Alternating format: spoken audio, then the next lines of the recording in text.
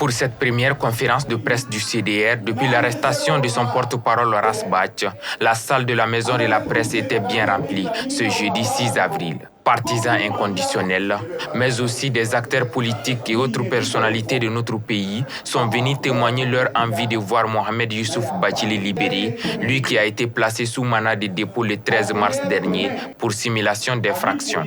Pour Aminata Traoré, l'objectif est clair, marquer les esprits. L'objectif est que pour montrer qu'on est là, qu'on est là pour notre guide, qu'on le soutient à 100%. Et c'est le début de commencement, c'est le début des mouvements qu'on va entamer pour la libération de notre guide. Donc je ne pense pas que les gens vont arrêter de parler parce qu'ils ont arrêté certains. Donc on continuera de donner nos voix à dire ce qu'on pense. On va dire qu'on a confiance à la justice. Si la justice est correcte et honnête, oui, on est confiant. Dans la foulée, le 14 mars, Worokiatou Doumbia est elle aussi placée sous mandat de dépôt pour incitation à la révolte, trouble à l'ordre public et outrage envers le chef de l'État. Pour cela, son nom est associé à la conférence.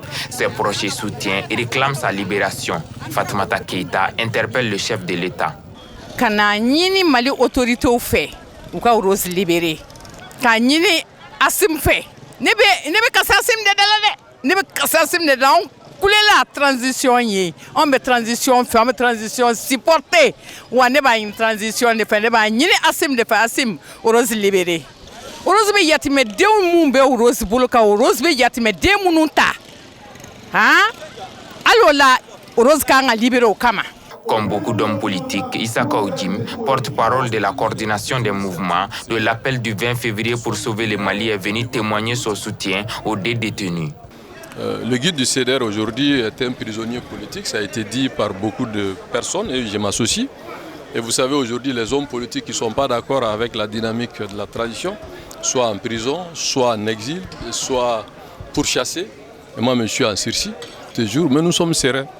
Parce que nous avons dit, soit nous allons mourir en martyrs, soit la cause va triompher. Donc ma présence aujourd'hui, c'est pour soutenir la liberté d'expression. C'est un soutien aussi à Rasbach et Madame Vicher, et pour que le peuple puisse comprendre que le combat que nous menons aujourd'hui, c'est un combat de survie. Cela fera bientôt un mois que les deux activistes sont en prison. Les organisateurs espèrent que la conférence fera bouger les lignes. Les jugements de Rasbach et de Rose sont prévus respectivement le 13 et le 14 juin 2023. Ce vendredi, le CDR a annoncé n'avoir plus de nouvelles de Aliou Touré, secrétaire administratif, depuis la conférence de presse. N'ayant pas passé la nuit du jeudi à la maison, sa famille et le CDR s'inquiètent et n'écartent pas la piste d'un enlèvement.